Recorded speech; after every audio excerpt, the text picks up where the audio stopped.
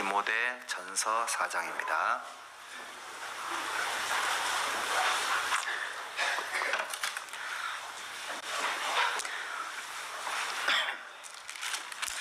디모데 전서 4장 7절과 8절, 7절하고 8절 두 절만 우리 천천히 함께 읽어보겠습니다.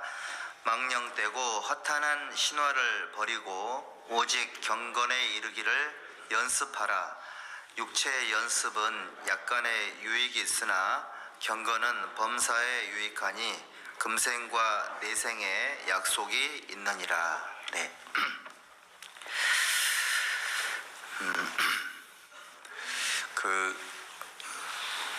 수영이라는 것은 육지에서 배우는 것이 아니라 물 속에서 배우는 거죠.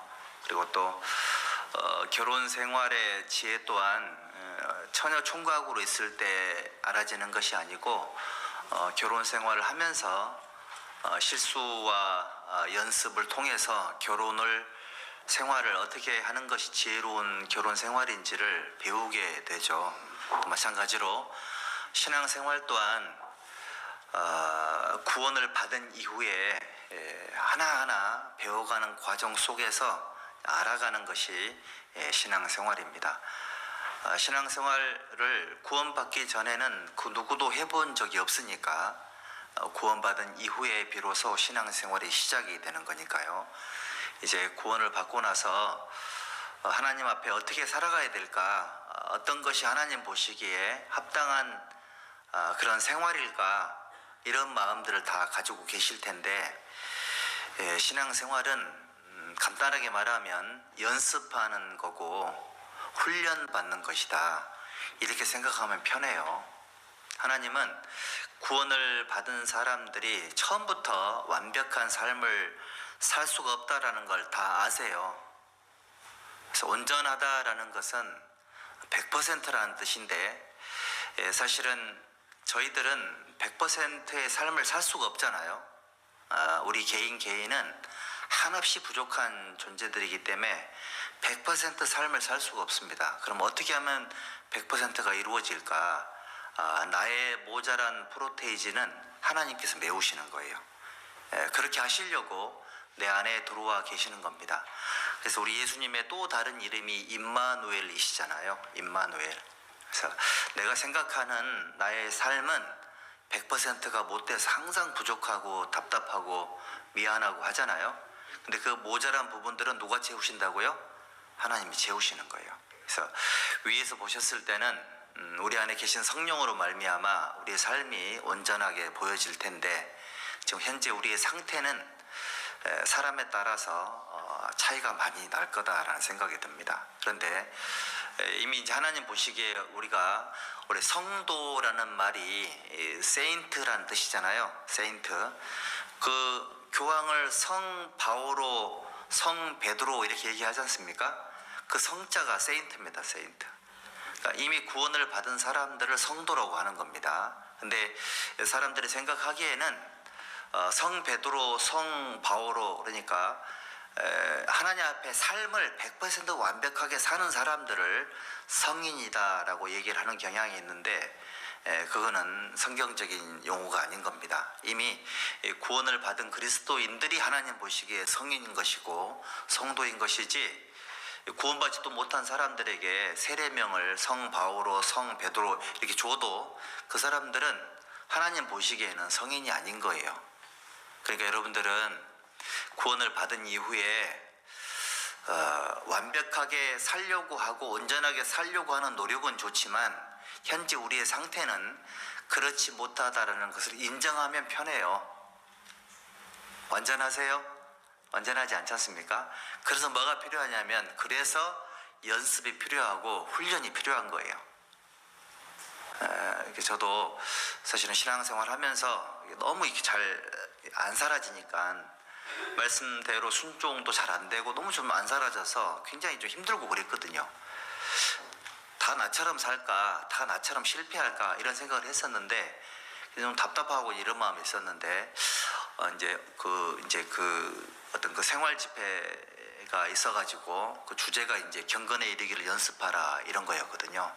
쭉 들어보니까는 내가 하나님 보시기에 신부는 구원받은 자녀가 맞지만 현재 상태는 연습생이구나, 훈련병이구나, 이걸 알고 나니까 정말 편하더라고요. 그래서 연습생이니까, 훈련병이니까 당연히 실수할 수 있고, 당연히 조금 이렇게 부족할 수 있고, 당연히 뭐라 그럴까요? 온전하지 못한 모습들이 당연한 거다, 이렇게 생각이 들어서 한결 좀 편안함을 얻었고, 그래서 실수하고 또 잘못하고 그런 것들이 계속 반복되는 일들이 있다 하더라도 내 삶 자체가 연습생의 삶이고 훈련병의 삶이니까 계속해서 노력하면 되겠구나, 이런 생각이 들어서 되게 좀 좋았던 그런 기억이 있습니다. 또 이번에 새롭게 구원을 받으신 분들도 여러분 계실 텐데, 신앙생활은 구원받은 순간 생활이 온전해지는 거 절대 아닙니다. 그것이 아니라 구원받은 그때부터 하나님 앞에 신앙생활 해본 적이 없으니까 하루하루 연습하는 겁니다. 연습. 이제 그러면 구원받은 10년 됐다, 그 사람은 연습생으로 10년 찬 거예요. 20년 되시는 분은요 20년 차예요. 30년 되시는 분은 30년 차예요. 저는 지금 30년 차 연습생이에요. 그러니까 연습생이니까 당연히 부족한 모습들을 자기 스스로 너무 잘 알죠. 너무 잘 알고 그래서 그 부족한 부분들을 아니까 훈련해야 되겠다, 이런 목표인 것이지 완벽해야 되겠다, 이런 목표는 아닌 겁니다. 그래서 신앙생활 너무 힘든 거 아니고 당연히 실수할 수 있고 잘못할 수 있는 게 신앙생활인 거니까 낙담하시면 안 돼요. 낙담하시면 안 되고 무너진 그 자리에서, 실수한 그 자리에서 항상 다시 시작하시면 돼요. 왜냐하면 연습생이니까. 그런 마음으로 살면 되게 도움이 될 거다라는 생각이 듭니다.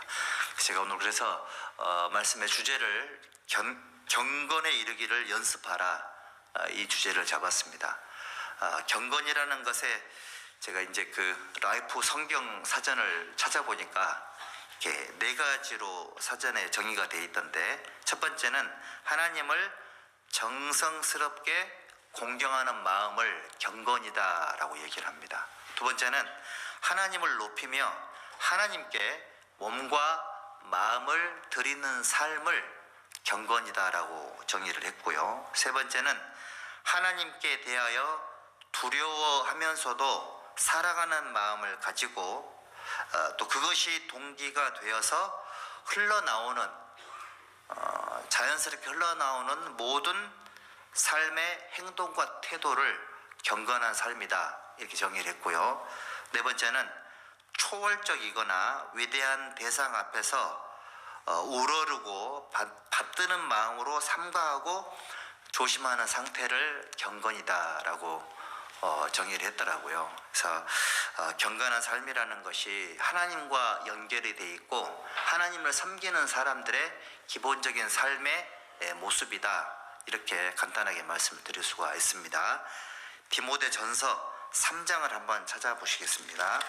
디모데전서 3장 16절입니다. 디모데전서 3장 16절, 여기도 같이 읽어볼까요? 크도다 경건의 비밀이여 그렇지 않다 하느니 없도다. 그는 육신으로 나타난 바 되시고 영으로 의롭다 하심을 입으시고 천사들에게 보이시고 만국에서 전파되시고 세상에서 믿음 바 되시고 영광 가운데서 올리우셨음이니라. 크도다 경건의 비밀이여 그렇지 않다 하느니 없도다. 그는 그랬죠. 그가 누구예요? 예수님 말씀하시는 거잖아요. 그러니까 경건의 비밀을 그려놓고 예수님을 연결시켰으니까 경건이라는 것은 예수님에게 합당한 단어임을 알 수 있고 경건은 예수님 자체인 걸 알 수가 있죠. 그러니까 경건에 이르기를 연습하라는 얘기는 예수님만큼의 상태를 살 수 있도록 노력하는 것, 연습하는 것, 그걸 목적으로 훈련하는 것, 이것을 경건에 이르는 삶이다라고 말씀을 드릴 수가 있습니다. 에베소서 4장도 한번 찾아보시죠. 에베소서 4장에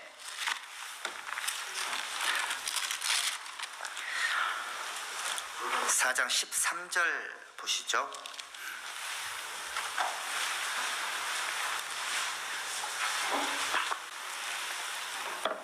(4장 13절) 제가 읽어 올리겠습니다. 우리가 다 하나님의 아들을 믿는 것과 아는 일에 하나가 되어 온전한 사람을 이루어, 그 다음에 뭐라고 돼 있죠?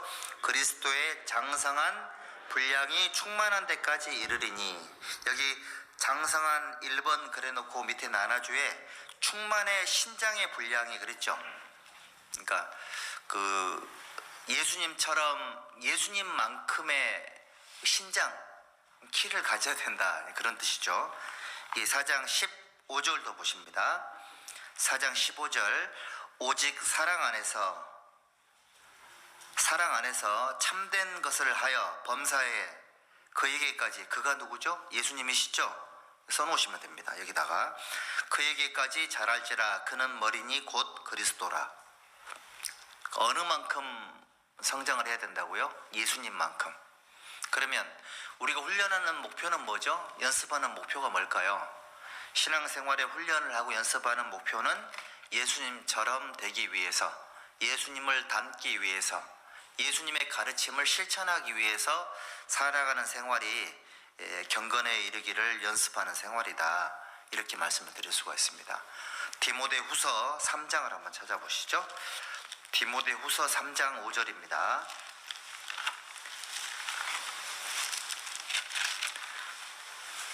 디모데후서 3장 5절. 성경 찾는 것도 연습이 필요하죠. 우리 교회 식구들이 성경을 정말 잘 찾잖아요. 저도 처음에 구원받고 나서 연세 많으신 어르신들이 성경을 너무 잘 찾으셔가지고 제가 막 뒤적뒤적하니까 너무 좀 그렇더라고요. 그래서 집에서 혼자 몰래 성경 찾는 연습 많이 했거든요. 이렇게. 지금은 책에 색인 있으시죠? 색인. 이 글씨 써져 있잖아요. 저희 색인이 없어가지고 이쯤 되면 시편이네, 이렇게 외워서 찾았던 기억이 납니다. 이거 성경 찾는 것도 연습이 필요합니다. 집에서 몰래 연습하십시오. 자, 여기 디모데후서 3장 5절 여기 같이 읽어볼까요? 경건의 모양은 있으나 경건의 능력은 부인하는 자니 이 같은 자들에게서 네가 돌아서라. 여기 보면 경건의 모양이 있고 경건의 능력이 있다라고 되어 있죠. 여러분들, 신앙생활은 경건의 모양을 흉내내는 게 아니에요. 경건의 모양을 흉내내는 게 아니라 뭐가 필요하다고요? 경건의 능력이 있어야 돼요. 그러니까 종교생활하는 게 아니다, 이런 뜻인 거죠. 여러분들, 물론 형식도 중요하겠지만 실제적인 삶의 능력이 필요해요. 그러니까 우리 요한복음 1장에 보면 예수님께서 말씀이 육신이 되어 우리 가운데 거하심에 그랬잖아요. 하나님의 말씀이 사람으로 나타나셨다라는 의미가 있고요. 두 번째는 하나님의 말씀을 예수님께서는 당신의 삶을 통해서 실천하셨다라는 의미가 있어요. 그러니까 구원받은 그리스도인들은 경건에 이르기를 연습하는 목적이 뭐냐면 하나님의 말씀이 내 생애를 통해서 다른 사람들에게 읽혀질 수 있도록 그렇게 훈련하는 것이 경건에 이르기를 연습하는 거예요. 그리고 내가 하나님 말씀을 순종하다 보면 그 사람의 생애를 통해서 말씀이 육신 속에서 이루어지는 거예요. 너무 영광스럽지 않습니까? 죄가 내 생애 속에서 이루어졌잖아요. 죄악이 육신이 돼요. 그러니까 그 전에 구원받기 전에는 온통 죄투성이었던 저희들이 구원을 받고 나서 예수님이 그렇게 살으셨던 것처럼 말씀이 육신이 되어 우리 가운데 거하심에, 그러니까 부족한 저희들이 계속 연습을 통해 가지고 생애 속에서 하나님의 그 말씀을 생애 속에서 실천하고 재현해 보이는 그런 어떤 삶을 살 수 있는 기회가 우리에게 주어져 있는 거죠. 그게 바로 경건의 능력이다 라고 말씀을 하셨습니다. 하나님 나라는 말에 있는 것이 아니라 뭐에 있죠? 능력에 있죠. 능력에. 그 능력이 뭡니까? 그 능력은 실제의 삶 속에서 주님을 실제로 닮아가려고 하는 노력, 주님 뜻대로 살고자 하는 그런 언어, 그 다음에 내 노력, 내 모든 삶, 그런 것들이 경건의 능력이다라고 볼 수도 있습니다. 말도 그리스도인답게 잘해야 되고요. 생활도 잘하려고 노력하면 돼요. 생활은 완전하지 않죠? 노력하면 되고요. 그래서 내 모든 삶의 모든 영역에서 경건의 능력이 중요하다. 이걸 부인하면 안 돼요. 그리스도인답게 살아야 되겠다. 그래서 말씀을 딱 배울 때요. 성경에 보면 이렇게 하라, 이렇게 해라라고 이제 하나님께서 권고해 준 내용들이 있거든요. 딱 정리된 것들. 예를 들면 내 안에 거하라, 그리하면 나도 너희 안에 거하리라. 딱 정리되어 있죠. 그런 것들을 중요하게 붙잡아야 돼요. 약간 좀 명령어 체계로 되어 있는 것들을 붙잡아 가지고, 그런 건 이제 확실한 말씀들이니까 이런 걸 마음속에 잘 붙잡고 있으면 그런 말씀들이 삶 속에서 경건의 능력으로 나타나게 될 거예요. 당장은 안 될지 몰라도 그런 것들을 훈련하는 겁니다. 그래서 구원을 받고 나면 이제 그런 딜레마가 좀 있죠. 집에서는 조금 잘 못 사는데 교회당 가면은 이렇게 완전하게 사는 것처럼 말도 하고 행동도 하게 되잖아요. 그러면 이제 나는 이중인격자인가? 그런 생각 안 드시던가요? 예, 이중인격자 맞아요. 왜냐하면 우리 속에 원래 죄악된 본성이 있었죠. 그게 원래 나예요. 또 누가 들어오셨죠? 성령이 들어오셨잖아요. 그게 하나님의 인격이잖아요. 우리 안에는 하나님의 인격과 원래 우리에게 있었던 죄악된 본성이 공존하는 거예요. 그래서 이제 어떤 일이 생기냐면 자꾸 마음속에서 갈등이 생기죠.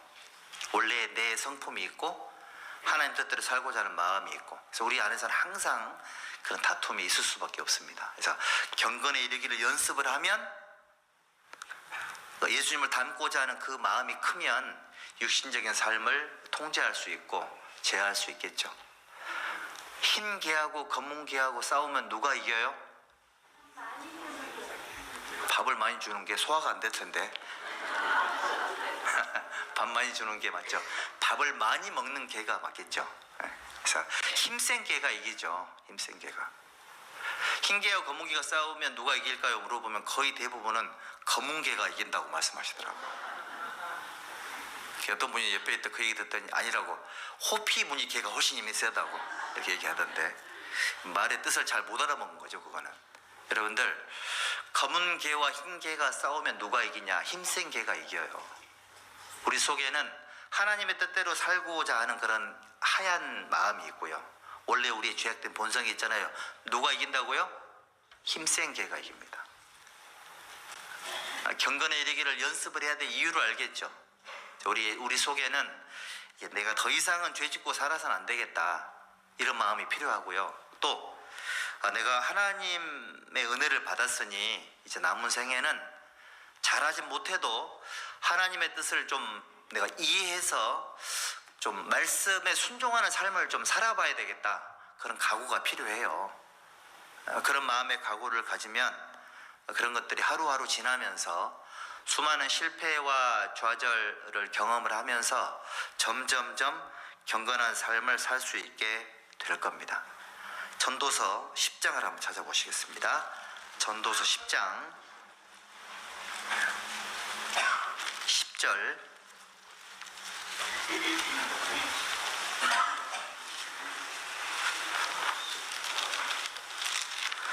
전도서 10장 10절입니다. 여기 같이 읽어볼까요? 무딘 철 연장날을 갈지 아니하면 힘이 더 드느니라. 무딘 철, 그 뒤에도 있었네요. 오직 지혜는 성공하기에 유익하니라. 이거 너무 쉬운 말씀인데 굉장히 중요한 말씀이죠. 자, 무딘 철 연장날을 안 갈면 힘이 굉장히 많이 들죠. 그 회를 떠 보셨나요? 혹시 회? 회를 떠보면 이제 그 조그만 생선들은 아무 칼이나 갖다 대도 막 되긴 되는데, 그 광어 있잖아요. 광어가 한 5kg 정도 되는 게 있잖아요. 광어 5kg짜리 보셨어요? 그 빵이 한 이 정도 돼요. 한 7cm 나오더라고요, 보니까. 얘는 부엌에 있는 칼로 댔더니 이게 광어 근육이 칼을 튕겨내더라고요. 칼이 안 들어가요. 그래서 광어가 힘이 세가지고 이제 머리도 때리고 기절도 시키고 했는데도 불구하고 칼이 안 들어가더라고요. 칼이 무딘 거죠. 5kg짜리 광어를 잡기에는. 여러분들, 무딘 철 연장 날을 갈지 않으면 여러분들의 신앙생활은 날이요, 날. 여러분들의 삶이 칼이라고요. 그러니까 내 삶이 누군가를 전도하는 데 쓰이는 칼이고요. 하나님을 드러내는 그런 칼 같은 거거든요. 그런데 그걸 갈지 않으면 굉장히 힘들겠죠. 신앙생활 힘들어요? 넉넉하세요?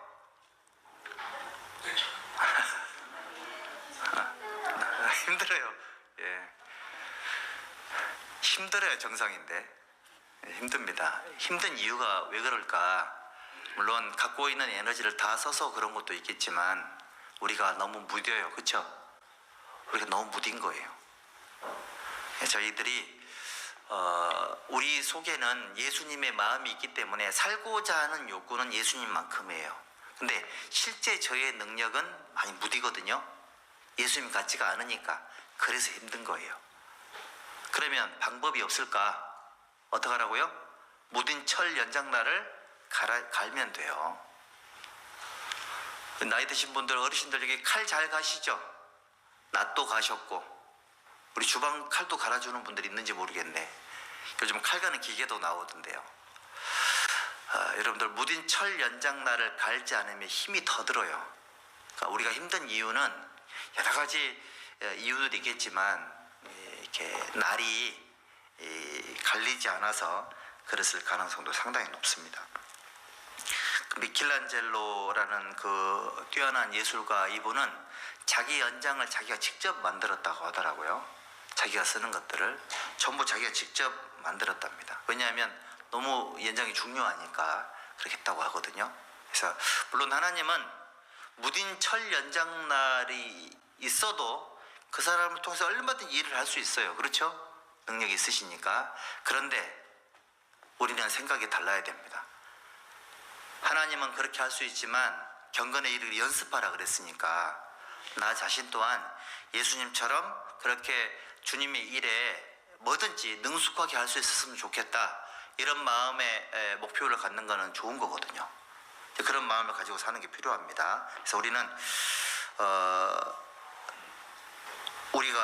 우리 자신이, 나 자신이 하나님의 일을 능숙히 잘 해낼 수 있도록 스스로 준비돼야 되겠다, 이런 노력이 필요해요. 여러분들, 여러분 자신은 여러분들이 하고자 하는 삶의 목표에 여러분 스스로가 연장이에요.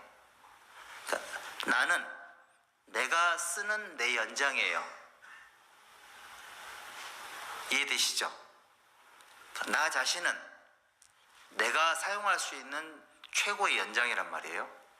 나 자신을 갈고 닦는 이유는 내가 쓸 수 있는 최고의 연장이 나 자신이기 때문에 그래요.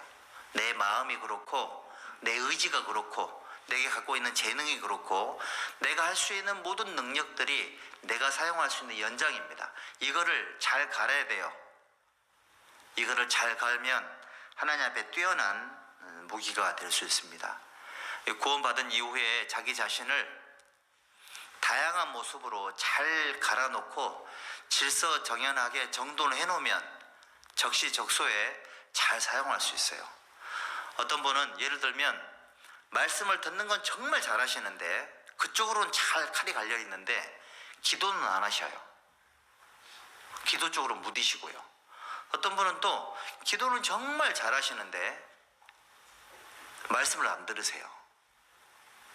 이쪽은 좀 무딘 거죠. 어떤 분은 또 교제는 정말 열심히 잘 나오는데 봉사는 하기 싫어하세요. 어떤 분은 또 열심히 교전에 참석하시는데 전도는 아유 해보니까 안 되겠더라 할 아예 마음을 안 가지세요. 그쪽으로 묻으신 거 맞죠?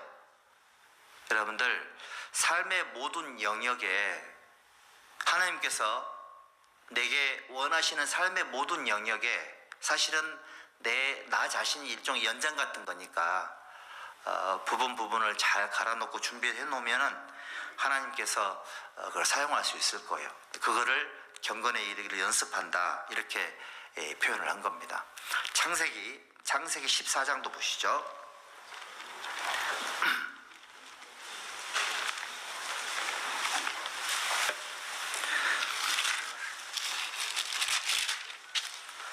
창세기 14장 14절.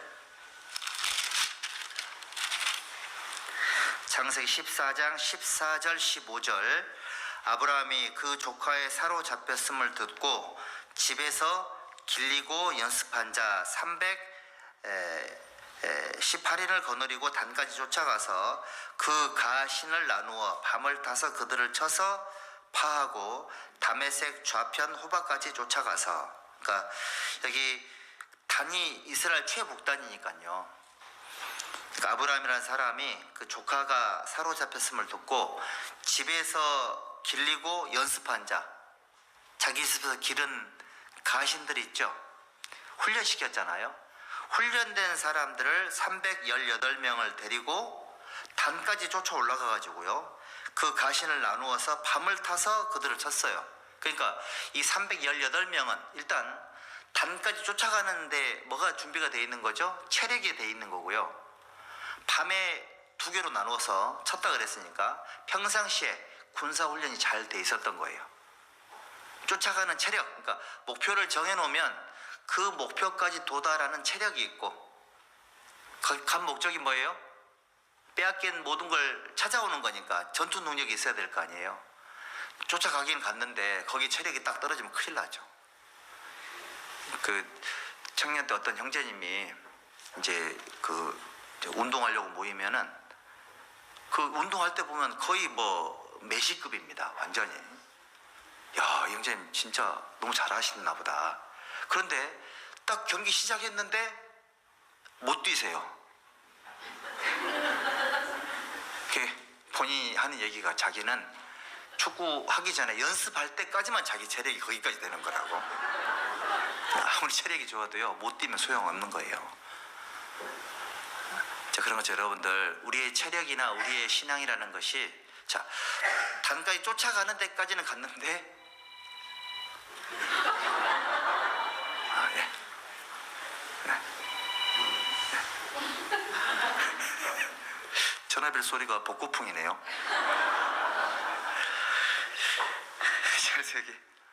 어쨌든 평상시에 연습을 해놓으니까 도움이 된다는 얘기죠. 신앙생활도 연습의 연습. 신앙생활에 있잖아요, 물과 불을 통행하는 거예요. 물 속에도 들어가고 불 속에도 통과하는 겁니다. 우리나라 터널이 많죠. 터널을 계속 통과를 해야 되잖아요. 신앙생활 또한 수없이 많은 반복과 훈련이 필요합니다. 그래서 여러분들 혹시 내가 훈련을 받을 때에 체력이 좀 부족할 수도 있고 또 한계를 느낄 수도 있고 하실 텐데, 그럴 때 낙담하지 마세요. 원래 훈련은 원래 그런 겁니다. 훈련되고 연습을 한 결과 결정적인 상황이 생겼을 때 하나님이 그 사람을 사용해 가지고 하나님의 뜻을 이루는 거예요. 나는 어디에 목표를 둬야 되냐면 열심히 훈련 받아야 되겠다, 열심히 연습해야 되겠다. 그거를 성경에서 뭐라고 말씀하셨냐면 연단 받아야 된다 이렇게 얘기를 해요. 욥기 23장 10절 잘 아시죠?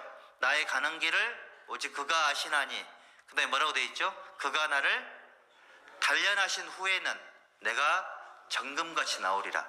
단련이 바로 훈련이에요. 연습이거든요. 연습하지 않으면 정금이 아니겠죠? 정금이 아니면 뭘까요? 원석이죠. 원석. 다이아몬드 원석 또는 돌과 금이 섞여 있는 그런 상태겠죠. 불순물이 많은 그런 보석, 이 정도로 생각하시면 됩니다. 여러분들 다이아몬드 원석보다 가공된 다이아몬드가 훨씬 비싸요. 하나님은 뭘 원하시냐면 이제 우리 그리스도인들이 하나님 보시기에 좀 훈련이 좀 되고 수많은 연습을 통과를 한 상태에서 불순물이 제거가 되고 어느 정도 준비가 된 상태에서 더 다양한 현장 속에 우리가 투입되기를 원하고 더 다양한 모습 속에서 하나님과 함께 동행하기를 원하시는 거예요. 그래서 우리에게 경건에 이르기를 연습하라 이렇게 말씀을 하신 겁니다. 경건에 이르기 연습한다는 얘기는 예수님처럼 되는 삶을 훈련한다라는 의미도 있고요. 예수님을 통해서 내 속에 이루어진 그 믿음으로 살아가는 삶을 연습한다 이런 의미도 있겠죠. 그래서 몇 가지를 한번 생각 한번 해봅시다. 경건에 이르기 연습하라. 첫 번째는 하나님과 동행하는 삶이 뭔지를 연습을 하셔야 돼요. 하나님과 동행하는 삶을 연습하라. 근데 하나님 눈에 안 보이시죠? 눈에 보이지 않는 하나님께서 우리에게 주신 게 바로 하나님의 말씀인 성경인 겁니다. 하나님의 말씀과 함께 동행하는 삶을 어떻게 하라고요? 연습해야 돼요. 연습. 처음부터 잘 안 되거든요. 우리 교회 설교 시간 길죠? 설교 시간이 우리 교회가 막 엄청 길 텐데 사실 여러분들 하나님의 말씀과 함께 동행하는 생활 그것이 뭐냐면 하나님의 삶을 배우는 그런 어떤 훈련 과정이고 연습하는 그런 시간들인 거죠. 그래서 말씀을 듣는 것을 연습을 하셔야 돼요. 말씀을 듣는 거. 로마서 10장 17절은 다 아시죠? 그러므로 믿음은 들음에서 나며 들음은 그리스도의 말씀으로 말미암았느니라. 믿음으로 살아가는 삶을 연습하려면 뭐가 제일 필요할까요? 말씀을 잘 들어야 되겠죠. 자, 일주일에 말씀을 몇 편이나 들으세요? 나는 일주일에 수요일 말씀과 일요일 말씀을 듣는다. 이거는 일주일에 말씀을 듣는 훈련을 2번 하는 거예요. 나는 매일매일 설교 한 편을 듣는다. 이 사람은 매일매일 말씀을 듣는 훈련을 한 거예요. 그러면 믿음은 들으면서 나는 거니까 어떤 사람이 믿음으로 살아가는 훈련을 잘하고 있는 사람일까요? 일주일에 2번 듣는 사람보다 일주일에 7번 듣는 사람이 훨씬 훈련을 잘하고 있는 거죠. 그럼 그 사람은 훨씬 더 하나님 보시기에 합당한 일꾼인 거예요. 그럼 하나님 쓰시기 편하시겠죠. 그거를 연습하라고요. 그래서 구원을 받고 나서 말씀을 왜 듣는지, 그리고 1번 들었을 때, 2번 들었을 때, 3번 들었을 때, 7번 들었을 때 어떤 차이가 나는지 연습돼 있으세요? 연습이 돼 있어야 됩니다. 생각을 해보면 내가 있잖아요. 구원받고 평생을 일주일에 1번 정도 들었다. 그러면 여러분은, 그렇게 듣고 계신 분은 일주일에 3번을 제대로 들은 사람의 삶에는 못 미치는 거예요. 그렇죠? 그러면 그 사람보다는 무뎌 있는 겁니다. 그러면 하나님께 쓰시기에 조금 더 힘이 더 들겠죠, 그분이. 그렇지 않겠습니까? 근데 의외로 구원받은 지 오래돼서 물론 말씀을 이해하고 습득하는 능력은 탁월하겠지만 듣는 양이 훈련이 안 돼 있어서 신앙의 손해를 보는 경우도 계실 거예요. 그리고 여건이 안 돼서 횟수로는 내가 승부를 못 본다. 그럼 어떻게 될까요? 들을 때 엄청난 집중력이 필요하죠. 그 사도행전 10장에 보면 고넬료라는 백부장이 자기 집안에 있는 모든 가족들과 또 친척들, 친구들을 모아놓고 베드로를 초청을 했죠. 그리고 뭐라고 말했냐면, 자, 우리는 하나님께서 당신에게 명하신 모든 걸 듣기 위해서 다 하나님 앞에 있나이다, 이렇게 얘기를 합니다. 앞에는 베드로 있는데 하나님 앞에 있다라고 얘기를 해요. 그 사람은 뭐가 된 거죠? 말씀을 듣는 태도와 자세가 훈련이 딱 돼 있는 거죠. 교회당에 오면 우리 대강당은 뭐 하는 곳일까요? 1. 커피 마시는 곳, 2. 말씀을 듣는 곳, 3. 옆에 사람과 떠드는 곳. 3번? 3번. 그러면 여기를 카페를 이쪽으로 봉사자님 옮겨야 되겠습니다. 물론 떠들어도 되죠. 뭐 자유인데. 근데 말씀을 들을 때 있잖아요. 집중력이 필요해요. 흔히 하는 얘기로 공부 잘하는 애들은 두 가지 특징이 있죠. 일단 엉덩이를 의자에 붙이고 있는 시간이 길어요. 그걸 좋아해요. 또 집중력이 탁월하죠. 집중력이. 그러니까 언제 어떻게 뭐를 공부를 해야 될지를 안다고 하잖아요. 그런 것처럼 여러분들 내가 학교 다닐 때 공부는 못했어도 괜찮거든요. 그게 중요한 게 아니라 신앙생활은 공부랑 달라요. 말씀을 들을 때 자, 우리는 공부할 때는 내 IQ만 이제 나를 좀 도와줬겠죠. 근데 구원을 받은 이후에 말씀을 들을 때는 하나님이 도와주세요. 그래서 말씀 듣기 기도하잖아요. 하나님 나에게 오늘 하나님의 집중력을 주셔가지고 하나님께서 나에게 알게 하시고자 하는 모든 것들을 이해할 수 있도록 해달라고, 그리고 이거를 생활 속에 적용할 수 있도록 해달라고, 잊지 않도록 해달라고 기도하셔야 돼요. 그게 집중력이에요. 그런 훈련이 안 돼 있으면 계속 졸려요. 그리고 졸리잖아요. 졸린 거 괜찮아요. 잠깐 졸다 일어나면 돼요. 그래서 너무 피곤하다 그러면 잠깐 졸다 일어나도 하여튼 코만 안 고으면 됩니다. 잠깐 얼른 팍 깨가지고 있잖아요. 그래서 한 개라도 뭔가 이렇게 좀 깨우쳐서 가야 되겠다, 이런 훈련이 돼 있으면 참 좋아요. 왜냐하면 굉장히 피곤하거든요, 몸이라는 게.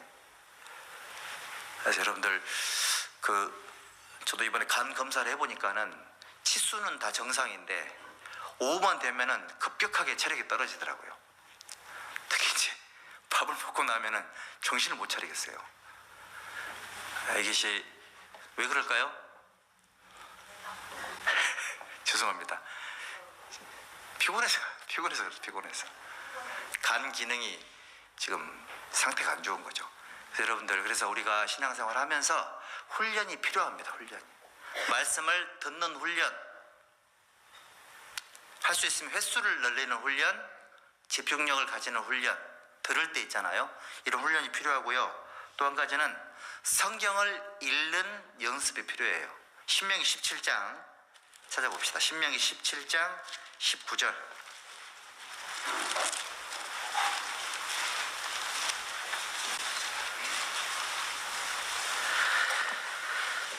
신명기 17장 19절.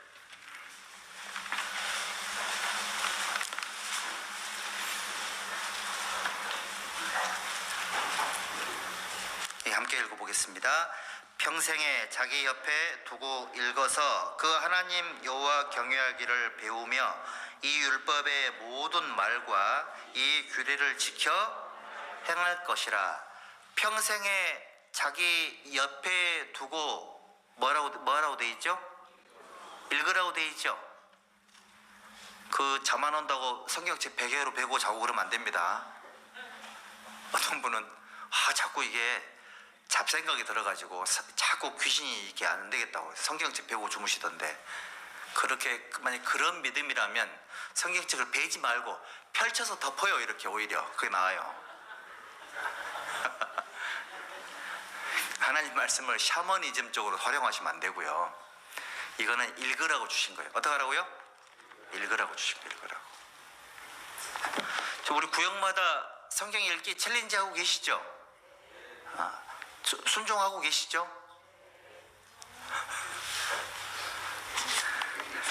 근데 많이 밀리죠? 하루에 3장이 그거 별거 아닌데 한 3일 지나게 10장이에요. 10장.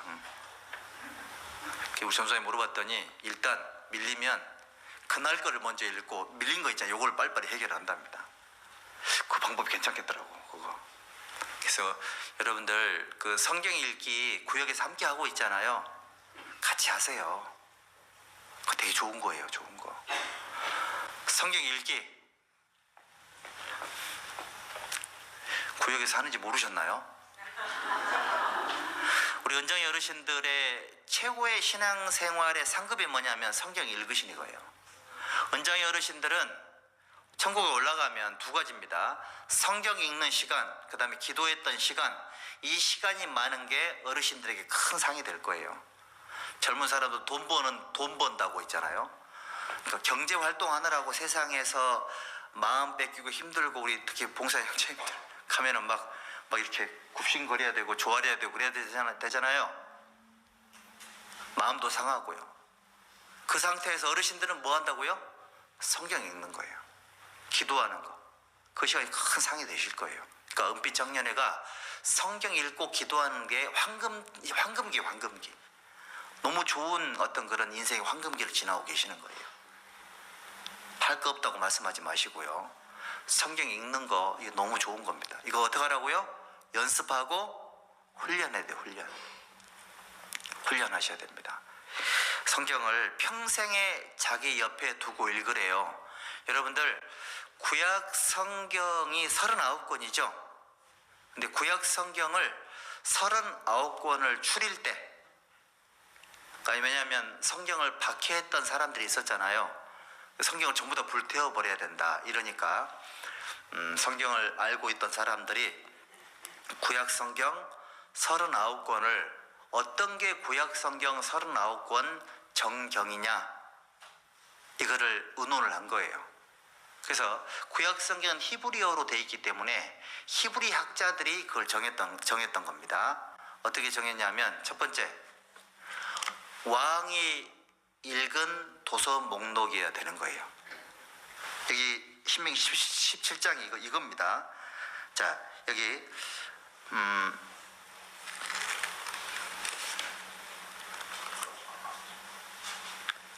17장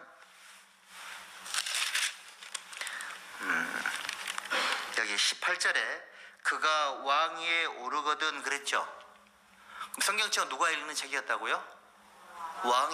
왕만 읽었던 책이에요. 왜냐하면 지금처럼 이렇게 출판이 안 되니까 왕만 읽을 수 있었습니다. 그러니까 왕의 도서 목록으로 정해진 것이 구약성경 39권. 그 다음에 또 뭐가 있었냐면, 이 말씀을 읽었을 때, 그전에는 설교를 하지 않고 유대인들 읽어줬거든요. 말씀을 딱 선포하면 그 들었던 사람들이 이거 하나님 말씀이네, 본능적으로 아는 책, 그게 성경이었던 거예요. 너무 신기하죠? 그만큼 히브리인들은 하나님 말씀에 대한 집중력이 탁월했던 거예요. 그런 책을 39권을 모아가지고 구약 성경이라고 일컬었던 겁니다. 그러니까 여러분들, 우리가 지금 편리해져서 서적부에 가면 몇만 원 주고 살 수 있는 책, 지금은 이렇지만 과거에는 아무리 돈이 많아도 왕이 아니면 구할 수 없는 책, 이게 바로 성경이었던 겁니다. 그러니까 여러분들은 지금 어느 정도 수준인 거죠? 왕보다 높은 수준이에요. 왜냐하면 성경책을 여러 권 갖고 계시잖아. 별로 감동이 없으시구나. 그래서 어떻게 하라고요? 평생에 자기 옆에 두고 읽으시라고요. 읽으세요. 많이 읽으세요. 읽으면 좋아요. 그래서 그러니까 성경책이 안 읽혀지는 사람이 있죠. 여기도 혹시 계실지 몰라요. 성경책이 나는 좀 잘 안 읽혀진다. 그분은 지금 현재 마음에 뭔가 문제가 있는 거예요. 성경책이 잘 안 읽혀질 수도 있습니다. 읽고 싶은데 진도가 안 나가. 자꾸 다른 생각이 들어오고, 아마 그런 상태의 경험도 하셨을 거예요. 성경책이 안 읽혀진다라는 것은 지금 현재 많이 무뎌져 있는 상태인 거예요. 그러면 굉장히 힘듭니다. 마음에 죄가 들어오거나 염려가 들어오거나 괴롭잖아요. 일단 성경이 안 읽혀져요. 그런 경험들 하시죠? 내 신앙의 상태를 확인하고 싶다. 성경 읽어보면 잘 안 읽혀집니다. 상태가 좋다. 정말 잘 읽혀집니다. 기분 좋은 날은 성경을 몇 권을 읽어도 해결이 다 돼요. 여러분들, 신약시대에 있잖아요. 에베소 교회 성도들은 에베소서 하나 가지고 전도 집회도 하고 신앙생활도 했던 거예요. 왜냐하면 에베소 교회 성도들은 히브리어로 된 구약 성경이 자기들 말로 번역이 안 됐으니까 구약 성경을 읽을 수가 없었잖아요. 그래서 오직 에베소서만 가지고 전도를 했던 거예요. 맞죠? 갈라디아 교회는 갈라디아서만 가지고 전도를 했던 거예요. 지금 저희들은 몇 권이 모아져 있죠? 66권이 모아져 있잖아요. 그러니까 우리가 갖고 있는 이 성경은 사실은 아주 아무나 가질 수 없는 그런 책을 저희가 지금 가지고 있는 거예요. 이 책의 가치를 잘 모르니까 저희들이 잘 안 읽게 되고 억지로 읽게 되고 하는 것 같은데, 성경의 내용을 조금, 그러니까 성경 자체에 대한 권위를 좀 이해하면 이거 정말 소중한 책인 거예요. 어떤 사람이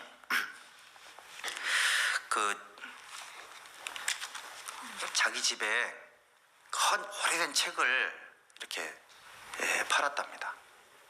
오래된 책을 팔았는데 그거 누가 쓴 책이더냐고 물어보니까는 그 루터라는 사람이 썼던데 이러더랍니다. 루터가 쓴 성경책이에요. 그러면 그 책 엄청나게 소중한 책이죠. 루터가 자기가 쓴 성경책을 어떤 사람이 그냥 팔아버린 거예요. 왜 팔았을까요? 그 책의 가치를 모르니까요.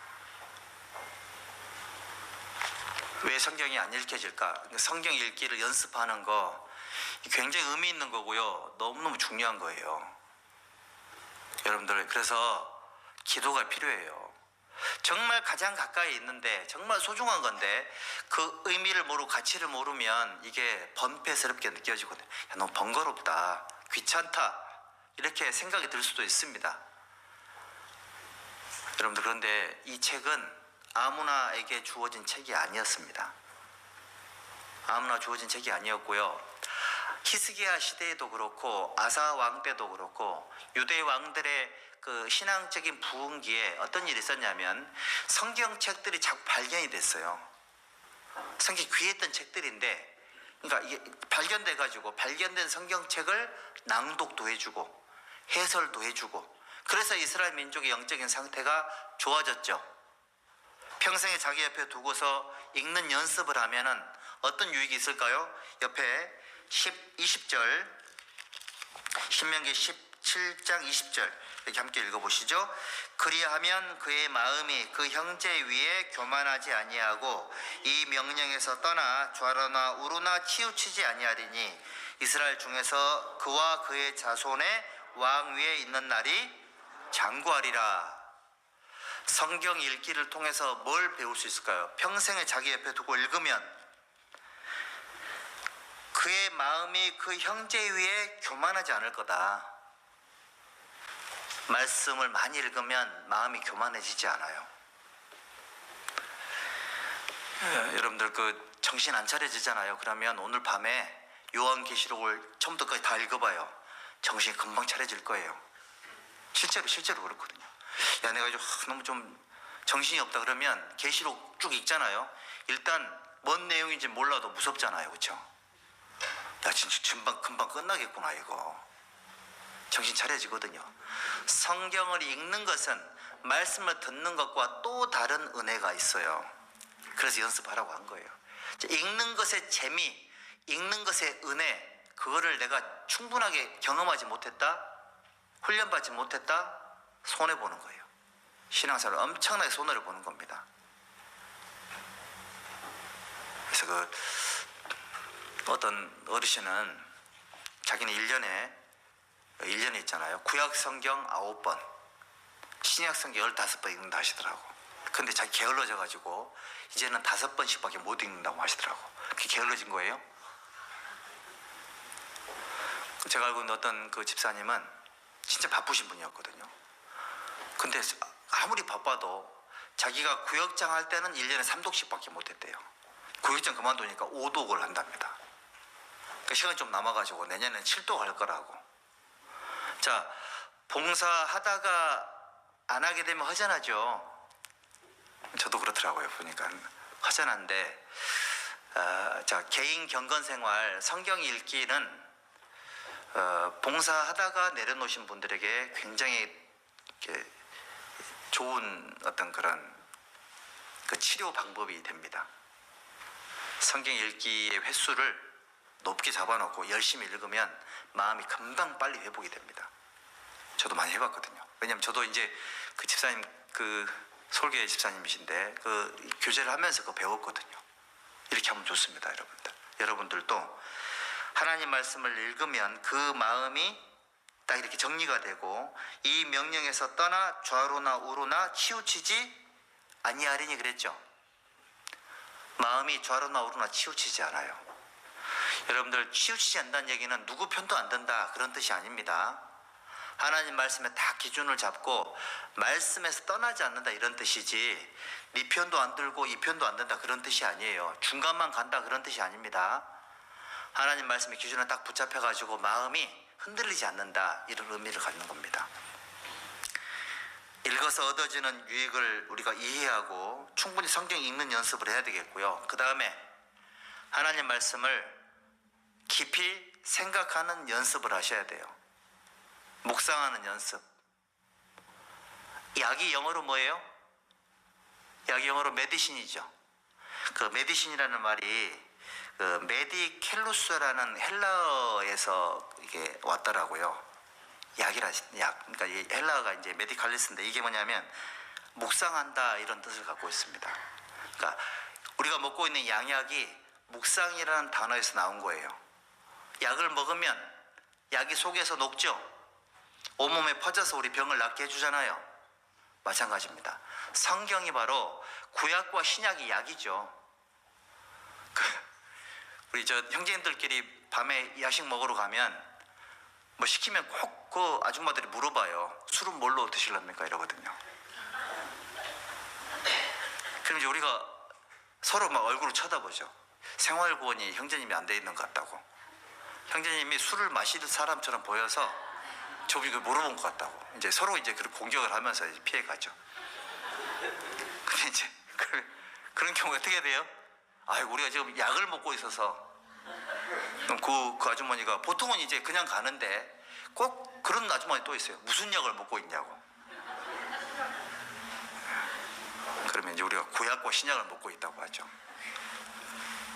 구약, 신약, 약이죠, 약. 하나님 말씀을 묵상한다라는 그 묵상이라는 단어가 약이라는 말이거든요, 약. 여러분들 말씀을 듣고요. 그러니까 내가 건강한 상태에서는 영양분이 되겠죠? 내 상태 건강하니까. 근데 병이 들면 일단 밥맛이 없잖아요. 그럼 뭘 먹어야 될까요? 약을 먹어야 돼요. 신앙 상태가 안 좋거나 마음에 문제가 있으면 하나님 말씀은 밥이 아니라 약이 되겠죠. 그러면 들어서 해결 안 되겠죠? 읽어서 해결 안 되겠죠? 어떻게 해야 될까요? 묵상을 해야 되는 거예요. 묵상이 뭘까요? 약 먹는 것처럼 깊이 생각하는 겁니다. 그러니까 상담 같은 것도, 생활 상담 같은 것도 일종의 묵상과 비슷해요. 그러니까 스트레칭해서 내 근육이 풀릴 수도 있지만 내 힘으로 안 되는 것들은 물리치료를 받고 도수치료를 받잖아요. 외부적인 도움을 받지 않습니까? 묵상도 내가 스스로 생각하고 고민해서 스스로 해결할 수 있는 것도 있고요. 외부적인 도움을 받아야 될 것도 있는 겁니다. 약이 필요하다는 얘기는 자기 힘으로 해결할 수 없는 상태라는 뜻이거든요. 그래서 여러분들, 그 말씀을 주야로 묵상하는 자로다. 묵상이 어려운 게 아니에요. 우리 사업하시는 분들에게 물어볼게요. 지금 내가 당장 오늘 1억을 막아야 돼. 안 그러면 부도가 나요. 그럼 하루 종일 1억을 묵상하겠죠?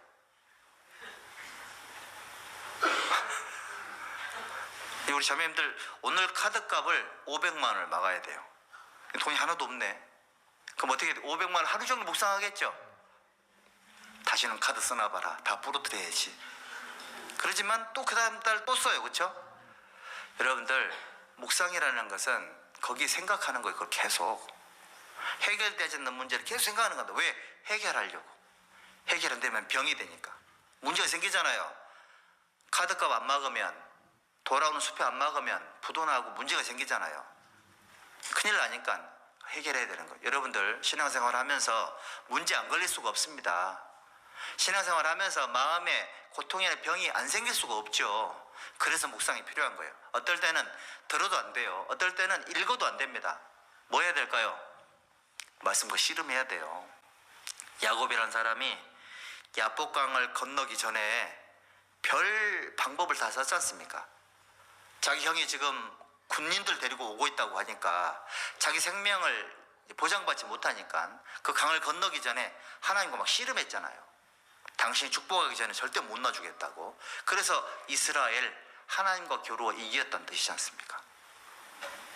묵상은 그런 겁니다. 여러분들, 내가 어떤 문제가 있고 뭔가 결정을 해야 될 때 그걸 알지 못하겠거들랑 하나님 간절히 기도하고 말씀을 정말 듣고 있잖아요. 필요하면 상담도 하고 이렇게 해가지고 그걸 묵상하고 고민하고 해가지고 그 문제를 완벽하게 해결을 해야 돼요. 어떻게 되겠지? 이렇게 운명에 맡겨 살지 마시고요. 어떻게 되겠지? 운명에 맡겨 사시잖아요. 그러면 신앙이 무뎌져요. 그리고 이게 뜨거움이 사라져요. 로우키라고 하죠. 축 처져가 이렇게 쭉 가요. 신앙이 손해보는 거예요. 우리가 문제를 해결하려고 하고, 여러분 생각 한번 해보세요. 몸이 아파요. 몸이 아픈데 병이 있는 상태로는 건강한 생활이 유지가 안 돼요. 그렇죠? 삶의 질이 떨어진단 말이에요. 마찬가지로 마음에 병이 있거나 문제가 있거나 이런 게 있으면 해결이 안 되지 않습니까? 이러면 신앙의 그 만족도가 많이 떨어집니다. 그러면 그 모습이 얼굴로 나타나고 삶으로 나타나요. 어두워지게 되고요.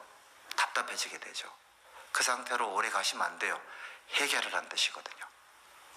하나님의 깊이 묵상을 하면서 그 묵상을 통해서, 묵상이 약 역할을 하는 거니까 마음의 신앙의 문제들을 해결해야 되겠다, 이런 마음으로 하는 것이 바로 묵상하는 연습이에요. 배 아플 때 뭐 먹어야 돼요? 배 아플 때 먹는 약을 먹어야 되겠죠. 배 아플 때 막 비타민 C 막 많이 먹어버리면 안 되죠. 용도에 맞춰서 내가 지금 어떤 상태가 안 좋다는 걸 알면 거기에 맞는 약을 먹는 것처럼 묵상도 있잖아요. 이것이 인간관계인 것인지, 아니면 경제적인 것인지, 아니면 나의 죄 때문인지 정확하게 파악을 해서 거기에 맞는 말씀들을 쭉 정리해가지고 계속 이렇게 생각하고 외우고 묵상하고 쭉 이렇게 내 속에 이렇게 계속 복용을 하면서 있잖아요. 그거를 뛰어넘으려고 하는 노력이 바로 묵상하는 연습에 해당이 되는 거예요. 그리고 이게 굉장히 중요한 건데, 하나님 말씀을 순종하는 연습이 정말 필요해요. 따라해 보십시오. 순종이 제사보다 낫고, 순종이 제사보다 낫다 그랬죠. 제사가 뭐냐면, 제사는 사람들이 드리는 행위를 제사라고 하잖아요. 그러니까 뭐냐면 자기의 열심 또는 자기의 봉사 이런 것보다 순종이 더 우선순위예요. 우선순위. 봉사는 열심히 하는데 순종이 안 된다, 이거 잘못되어 있는 거예요. 연습을 하셔야 돼. 연습. 그래서 그 교회 봉사하시는 분들, 봉사를 하다 보면 아마 이런 일이 있을 거예요. 하다 보면 잘 될 때도 있지만 가끔씩 갈등이 생길 때도 있고 어려움이 생길 때도 있어요. 근데 그거 잘못된 거 아니에요. 원래 그럴 수밖에 없어요. 전국의 모든 교회, 전 세계 모든 교회 모든 사람들이 항상 봉사하면 좋지만은 않습니다. 그럴 수밖에 없거든요. 근데 뭐가 필요할까요? 그걸 통해서 뭘 배울까요? 순종의 지혜를 배우는 거예요. 여러분, 우리는 하나님 말씀에 순종해야 된다, 그런 마음의 목표가 있으시죠? 그런데 있잖아요, 말씀만 순종하는 게 아니에요. 상황에도 순종하는 거예요. 그리고 사람에게도 순종하는 거예요. 사랑으로 서로 종로로 하라 그랬잖아요. 내가 잠잠하고 입을 열지 아니하오면 주께서 이를 행하신 영혼이다. 이 모든 상황이 하나님이 인도했다고 안 믿어지세요? 우연히 우리가 없잖아요. 자, 우리 삶이 침 삼킬 동안도 놓지 않으시고요. 우리 머리카락 숫자를 한답니다. 오늘 아침 머리 감면서 머리카락 몇 개 빠지셨나요? 많이 빠졌죠? 우리 딸들 샤워 한번 하고 나면 머리카락 치우기 바빠요. 제가 아주. 여러분들, 나는 내 머리카락 숫자도 몰라요. 하나님 다 세신답니다. 이게 무슨 말일까요? 여러분들이 지금 겪고 있는 갈등, 문제, 징계, 어려움들 우연이 아니에요. 그럼 어떡하라고요? 순종해요. 순종. 이 무슨 대단한 잘못된 일이 일어날 것처럼 그렇게 하지 마세요. 이거 내가 뭔가 배우라는 메시지인가 보다. 이렇게 받아들이면 편해요. 진리를 알지 진리가 너희를 자유케 하리라. 그 자유가 뭘까요? 말씀에도 순종하고 상황에도 순종하고 사람에게도 순종해야 돼요. 이게 필요한데 정말 중요합니다. 이런 부분들이 쭉 기도하면서 연습이 필요해요. 물론 이제 분별은 필요하죠. 이게 어느 정도까지 해야 될지에 대한 분별은 필요하겠지만 여러분들 순종이라는 것이 연습이 정말 필요하더라고요. 해보니까요, 순종이 신앙생활의 최고의 비결이에요. 근데 제일 힘든 게 또 그거더라고요. 우리 형제님 한 분이 청년들은 순종을 잘하는데 봉사위원은 순종이 좀 잘 안 된다고 이런 얘기도 하시던데, 그 말이 이제 청년들이 낫다 이런 뜻이 아니라 아무래도 이제 경험들이 있다 보니까 그런 부분들이 있을 수 있겠죠. 그런데 여러분들 있잖아요, 항상 순종이 경험보다 앞서가야 돼요. 그거 아시죠? 우리 시편 119편 한번 보실랍니까? 시편 119편에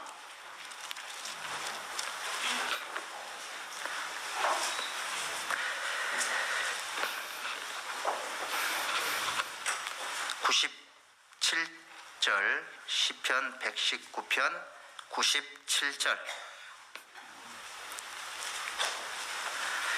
97절에 내가 주의 법을 어찌 그리 사랑하는지요, 내가 그것을 종일 묵상하나이다. 주의 계명이 항상 나와 함께하므로 그것이 나로 원수보다 지혜롭게 하나이다. 원수가 마귀죠. 세상이고 내 속에 있는 죄성이잖아요. 하나님 말씀은 마귀보다 지혜롭고요, 세상보다 지혜롭습니다. 99절 내가 주의 증거를 묵상함으로, 순종함으로 나의 명철함이 나의 모든 스승보다 승하며. 우리 스승이 뭐예요? 내가 아는 거, 배운 거, 경험한 게 스승이잖아요. 그거보다 하나님 말씀이 더 우선이라고 돼 있죠. 100절 주의 법도를 지킴으로 나의 명철함이 노인보다 승하니다. 어르신들의 최고 장점이 뭐죠? 경험이죠. 경험이 필요 없다 이런 뜻이 아니고요, 항상 삶 속에 순종이라는 게 몸에 배어 있으면 삶이 좋아요. 편안합니다. 편안하고 어떤 어려움이 생겨도 금방금방 자리로 돌아올 수 있어요. 그래서 이제 이거는 좀 제가 말씀드리고 싶어요. 우리 구원받은 성도들의 관계는 일방적이 되면 관계가 좋아지지 않습니다. 어떻게 될까요? 서로 잘해야 돼요. 서로. 그러니까 우리 그 신약 성경에 보면 서로 사랑하라, 서로 용납하라, 서로 불쌍히 여기라, 서로라고 돼 있죠. 그러니까 불쌍히 여겨야 된다, 용서해라, 거기에 서로라는 단어를 빠뜨리면 안 돼요. 한쪽에서만 하면 관계가 절대 좋아지지 않아요. 그래서 여러분들 이거 중요합니다. 구원을 받고 나서 구원받은 성도들 간의 관계 속에서 서로라는 것이 만약에 무너졌잖아요. 그러면 그거는 하나님께 맡기면 돼요. 내 할도리 하고 하나님께 딱 맡기시면 편합니다. 서로가 안 되니까. 그러니까 예를 들면 나는 사랑하는데 상대방이 잘 안 되잖아요. 그거 상대방한테 그걸 강요할 수 없잖아요. 해달라고 부탁할 수 없잖아요. 그렇지 않습니까? 말 못합니다. 말해서도 안 되고요. 그러면 하나님께 맡기는 거예요. 난 나 할도리 하면 돼. 용서하라고 했지 책임지라고 하시진 않았거든요. 나는 하나님이 아니니 나는 말씀 앞에 내 할도리는 하고, 안 되는 부분들은 저분도 구원을 받으셨고 하나님 계시니까 맡기면 돼요.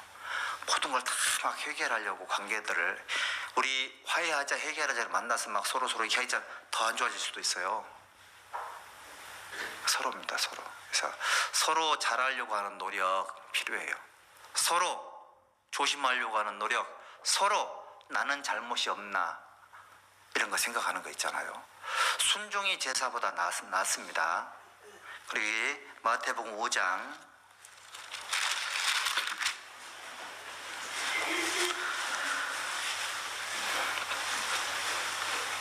마태복음 5장 23절에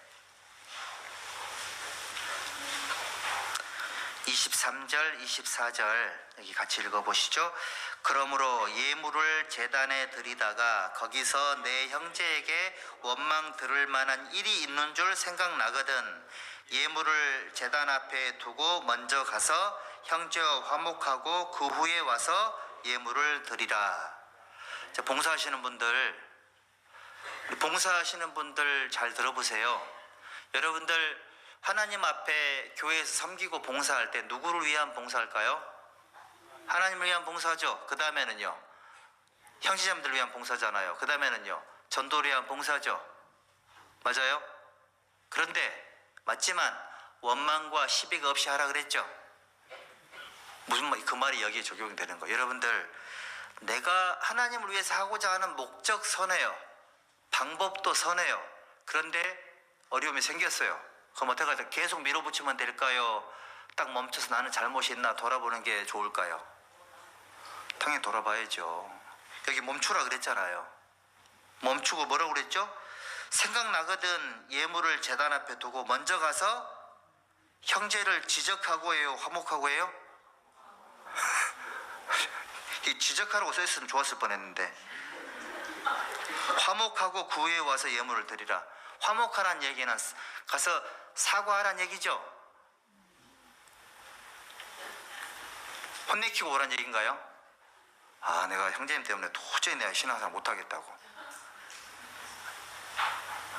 그게 아니고, 아니 내가 양심상에는 나는 불편한 잘못한 게 없는 것 같긴 한데, 근데 괜히 많이 불편하다고. 혹시 내가 다 나쁜 의도는 없었지만 혹시 마음을 좀 아프게 한 게 있으면 좀 용서해달라고. 그거 못해요. 그런 말 나는 할 자신 있는데, 자기가 약한 사람은 절대 사과 못합니다. 그게 약하다는 증거예요. 자기가 강한 사람, 훌륭한 사람은 얼마든지 사과할 수 있습니다. 자존심의 문제가 아니에요. 자, 여러분들, 지금 우리가 이러고 있을 때입니까? 지금이 어느 시기예요? 지금이 어느 시기죠? 지금이 말씀이 조금씩 끝날 때가 다 돼가네요. 20분 남았습니다. 지금 이제 그런 시기입니다. 우리 지금 마지막 때라면서요. 아니, 밤이 곧 올 거라면서요. 아니, 지금 갑자기 또 2월 달에 갑자기 전 세계적인 전염병이 생겨가지고 올 학예 수행이 못하면 어떡하려고 그래요. 다시 우리에게 주어진 이 자유롭게 교제하고 전도하고 봉사할 수 있는 이런 기회에 내 사소한 어떤 그런 부분들 때문에 교회가 막 이렇게 하고 1월달 전도 집회 잘 마쳤는데 3월 달에는 안 할 거예요? 하나님께서 있잖아요. 보십시오. 이거는 꼭 분별하셔야 될 것 같아요. 내 마음 속에나 내가 속한 모임이나 조직 속에 문제가 생겼어요. 근데 전도가 안 돼. 그거는 죄예요. 근데 갈등이 많은데 전도가 좀 돼요. 그건 왜 그럴까요? 그건 낮추는 거예요. 전도가 되는데 시끄럽다. 그건 낮추는 거니까 해결하려고 하지 말고, 문제를 해결하려고 하지 말고 혹시 내가 문제를 줬다라고 생각하고 자기를 낮추면 돼요. 베드로가 그 밤새도록 조업을 했는데 한 마리도 물고기를 못 잡았잖아요. 근데 예수님 뭐라 그랬어요? 밤새 물고기 잡아온 갈릴리 어부, 프로 어부죠.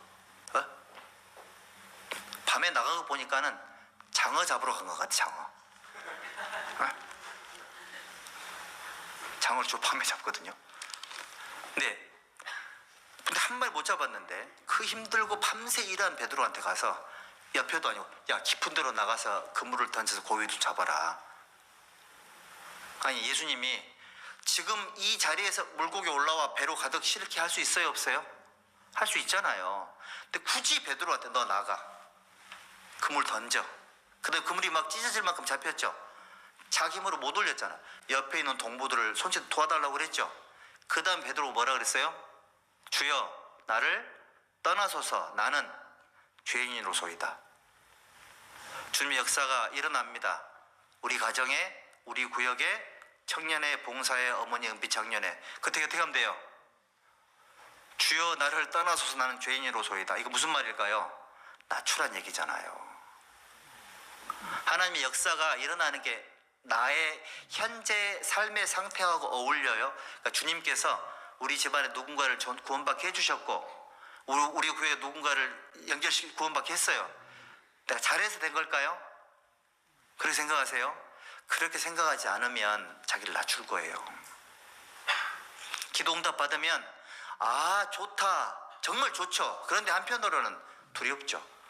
내가 정말 이런 은혜를 받기 합당한가 두렵지 않으세요? 이게 그 다음에 지속이 될 건가? 너무 좋은데 그 다음에 또 하나님 역사를 앞에 놓고는 또 어떻게 해야 될까요? 또 두려워해야 되겠죠. 아니 베드로가 물고기가 한 번 잡고 끝났을까요? 계속 해야 되는데 그런 거를. 응? 그러니까 우리는 어떻게 해야 될까요? 여러분들 연습은 순종이라는 것은 단순히 시키는 대로 해 이거 아니에요. 아니 우리가 로봇입니까? 우리가 한두 살 먹은 어린애가 아닙니다. 그리고 구원받은 지 하루 이틀 되신 분들이 아니세요. 그런 저희들이 뭘 해야 될까요? 누가 시키지 않아도 알아서 낮추고 문제 생기면 더 낮추고 말하지 말고 기도하고 기다려주고 이런 것들이 우리가 해야 될 순종이에요. 순종. 그런 의미에서 말씀에 순종하는 것, 그 다음에 뭐가 또 순종을 해야 돼요? 사람에게 순종하는 것, 경험에도 순종을 해야 돼요.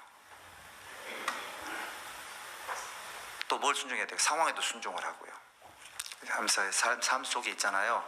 다양한 모습 속에 항상 뭐를 믿어야 되냐면 우리 하여튼 잠잠하고 입을 열지 말아야 돼요. 이 모든 것이 하나님이 허락하신 거예요.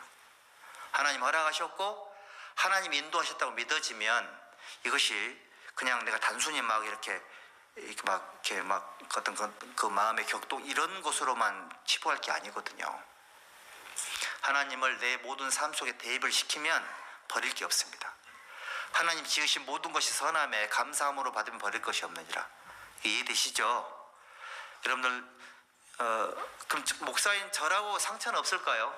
교회 안에서 신앙생활을 하면서 아마 제가 제 속을 보여드릴 수만 있으면 제 이렇게 시커먼 참 보여드리고 싶어요. 근데 이거 어떻게 보면 그때는 정말 괴로운 돌이켜보니까요 그거 없었으면 철이 안 들 뻔했어요. 철이 안 들 뻔했다니까요. 그래서 저는 지금도 있잖아요. 여기 와서 항상 좋은 일만 있겠나 예상하지 못했던 훨씬 어렵고 고통이 없겠습니까? 근데 그런 거 시간 지나고 나면 전부 다 은혜로 바뀌더라고. 그걸 알아요. 경험 속에. 그럼 어떡할까요? 막 작은 일에 일희일비하지 않아요. 분위기 봐가지고 반대할 것 같으면 살짝 맞추고 그런 게 아니에요. 그런 게 아니고 이것이 지금 현재 하나님의 교회 앞에 하나님 앞에 어떤 유익이 될까? 얼마든지 밀어붙일 수도 있고 양보할 수도 있고 포기할 수도 있고 그렇게 할 수 있는 거 아니에요? 왜? 하나님의 교회니까요. 지금 마지막 시대니까 어떤 게 하나님 뜻인지 모르니까요. 조심스러운 거잖아요. 주님이 역사하시는 교회에서 정말 조심해야 됩니다. 순종 그런 겁니다. 순종은. 이해되시죠? 자, 우리는 옆에 있는 분한테 순종합시다 그러면 안 되고요. 자기 자신한테 순종해요. 자기 자신한테. 자기를 쳐서 복종시키라 그랬잖아요.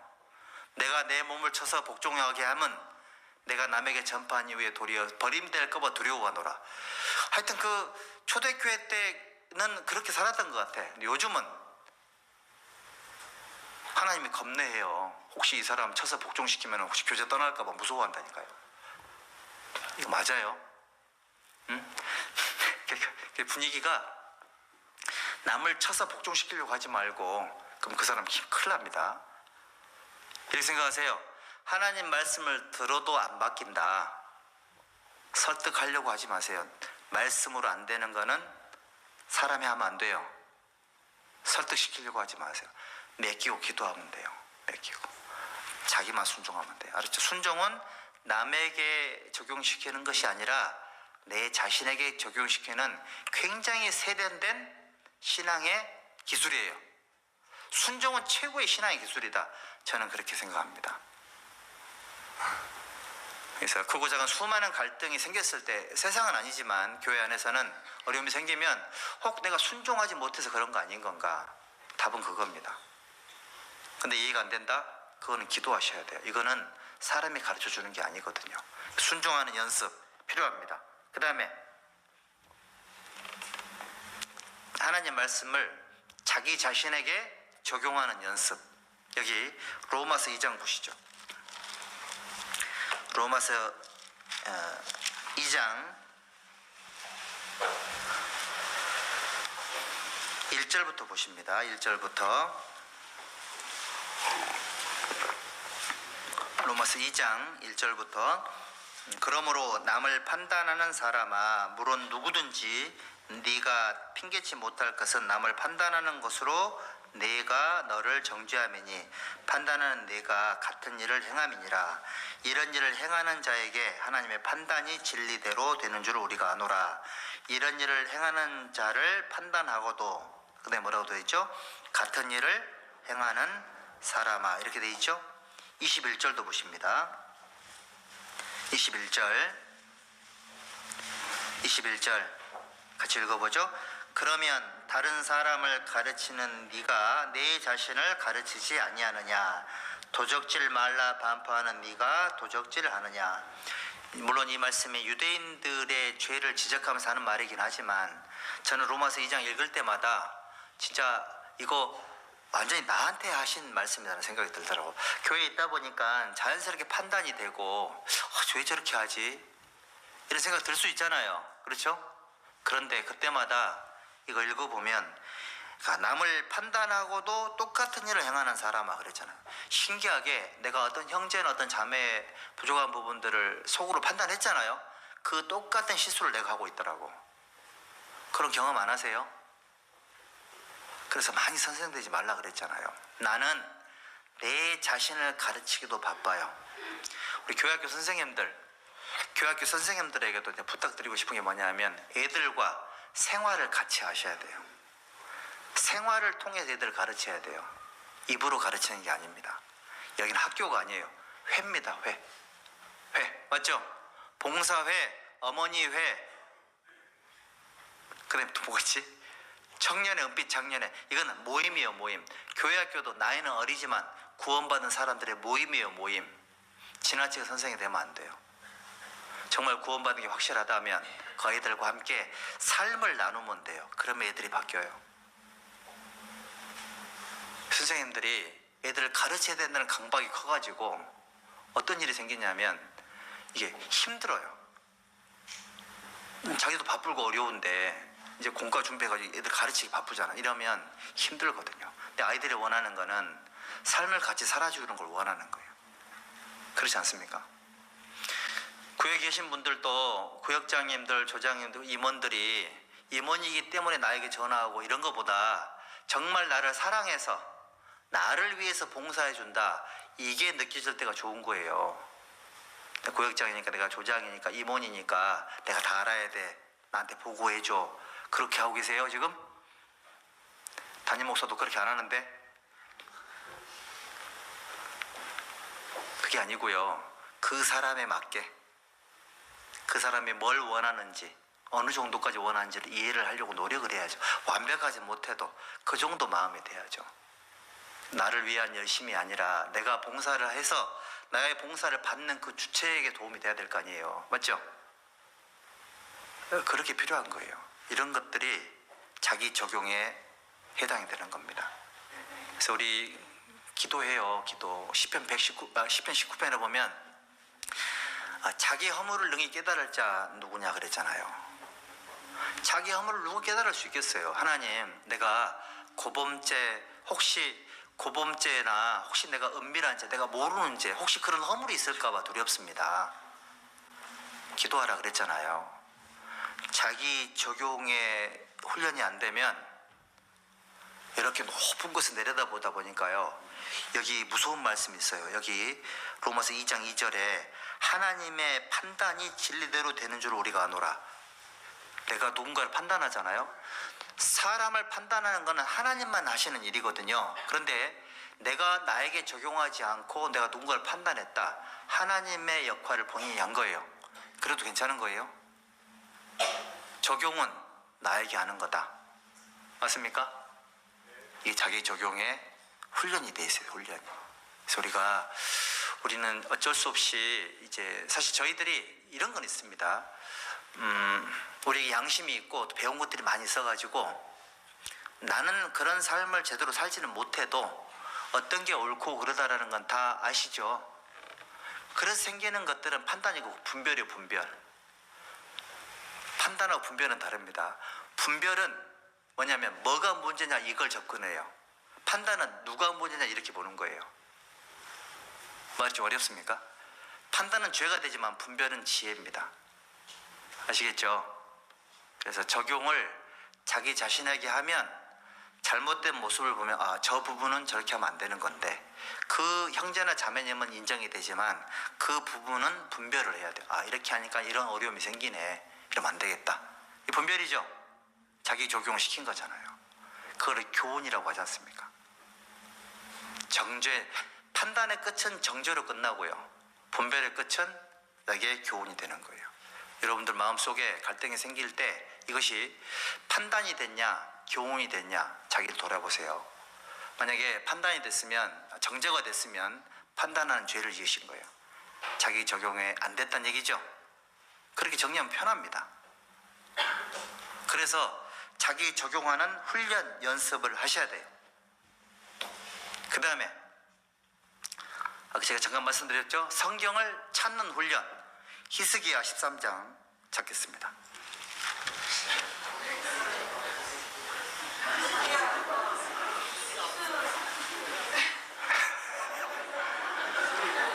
금방 히스기야 찾으려고 했던 분들 회개하셔야 됩니다.